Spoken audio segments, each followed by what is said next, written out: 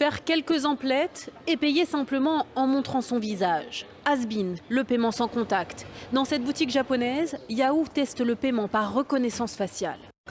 Nous attendons que cela nous permette de renouveler notre clientèle et que cela facilite les opérations en magasin. C'est l'une des nouvelles applications commerciales de la reconnaissance biométrique, ici encore à l'état de test. Mais dans d'autres pays, elle est devenue monnaie courante, notamment en Chine. L'État se sert de cette même technologie pour identifier les individus dans la rue.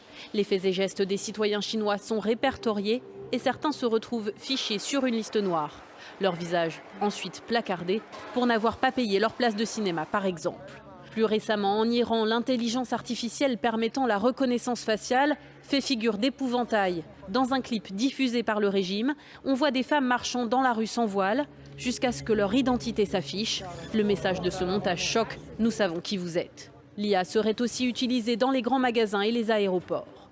Qu'en est-il en France? Des dispositifs ont déjà été testés sur des événements ponctuels et la technique intéresse de plus en plus les autorités.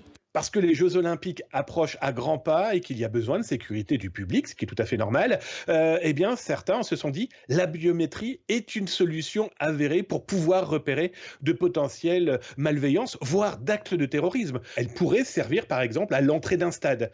Cette personne ne peut pas rentrer parce qu'il est interdit de stade. Après, on a potentiellement aussi des listes de personnes classées S. Et donc du coup, les autorités ont sa photo, et bien la biométrie pourrait matcher, donc repérer cette personne dans la foule.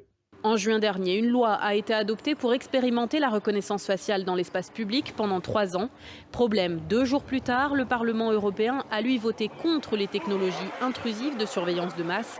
Pour les eurodéputés, ces outils d'intelligence artificielle représentent un risque inacceptable en termes de liberté individuelle ou collective.